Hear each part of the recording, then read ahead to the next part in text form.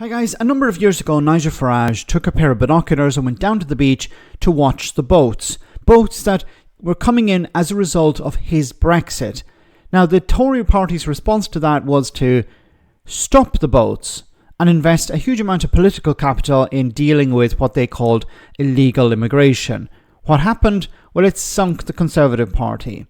Now, instead of actually taking a more pragmatic approach, Labour are trying to out-Farage Farage. And they're learning no lessons from the Conservative Party. Have a listen. This idea is also being applied to indefinite leave to remain, by the sound of it. Shabana Mahmood is coming up with the idea that you've got to be a volunteer, you've got to have a job if you want to get settled status. I mean, isn't it a bit insulting to say to an Indian doctor, say, who is working 60, 70 hours a week, that in order to get settled status here, he's also got to volunteer? Well, we want people to contribute if they come to our country, and by and large, people do contribute. At the moment, you have to be here for 5 years, and what we're saying is that should be 10 years. And I think that is. Work? Well, look, there's lots of different ways to contribute. Another point that was raised by the Home Secretary is that people will have to work and not take benefits. Well, we know that 40% of people on universal credit are working. So I presume those people would be denied would be denied indefinite leave to remain. And remember, indefinite leave to remain is a step towards citizenship. So you're automatically cutting off people who are already working but need to access benefits because the pay is so little. What about people who are doing care work and that's unpaid? Are they going to be punished as well? Or would you describe that as volunteer work? It's an insane policy in order to pander to the worst people in society, including Nigel Farage. Is it going to work? Of course not. The Conservatives thought what we'll do is we'll outflank Nigel Farage on immigration. And as I kept saying at the time, all Farage has to do is sit on the sidelines and say, I would do it better. And watch the Conservative Party collapse. And that's exactly what happened. And what followed from that, people who were quote-unquote concerned about immigration went to reform. They abandoned the Conservative Party. They're now talking about the Boris wave instead of the Farage wave, which is a result of Brexit. So Farage has been, in a sort of genius move, has been able to offload the responsibility of Brexit onto the Conservative Party, even though he was its greatest champion. Master move by such a charlatan. And the Labour Party, the Labour government, are learning nothing from that. They honestly think what we'll do is we'll outflank Farage, like the Conservatives tried to do, but this time we'll succeed. When Farage says, I'm going to deport lots of people, we're going to go a step further. See, the problem with this is that you're going to fail.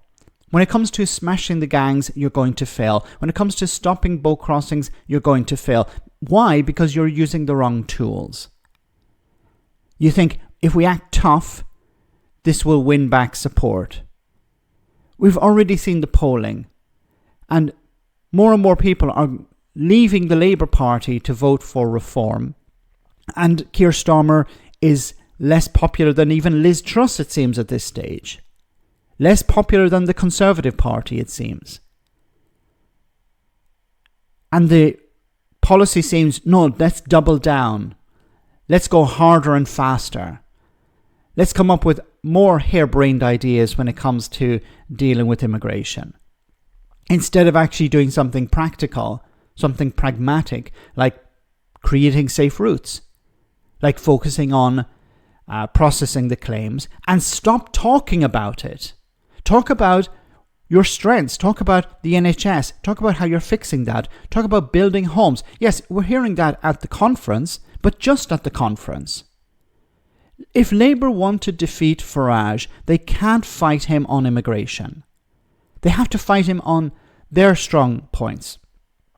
The economy at the moment, and of course the NHS, the cost of living, education, infrastructure, dealing with poverty. These are the areas that you can defeat reform. Improving the situation for ordinary people. But not immigration.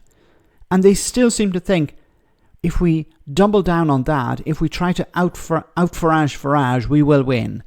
All they need to do is look at the Conservative Party, who are facing extinction at the moment, in part because of immigration, in part because of what Nigel Farage was doing, their attempt to pander to him and his base. Labour are going to lose more and more support if they do this, because it's not just that they're going to lose more people to reform, they're also going to lose people to progressive parties who are tired and disgusted by this sort of rhetoric and this sort of behaviour. So Labour still have a chance to turn things around, but they need to get out of this mindset that they have to act tougher than Farage in order to win back support that they lost in 2024. Because you can't out-Farage him. All he has to do is sit on the sidelines, like the heckler in the comedy club, and say, I would do it better. And he has a huge media platform behind him. He has the support of people who don't really understand the ins and outs of government, don't understand how things work, just want simple solutions to complex problems. Labour need to learn this immediately, otherwise they're going to go the way of the Tories. Let me know in the comment section, guys, what you think, and I'll see you in the next video.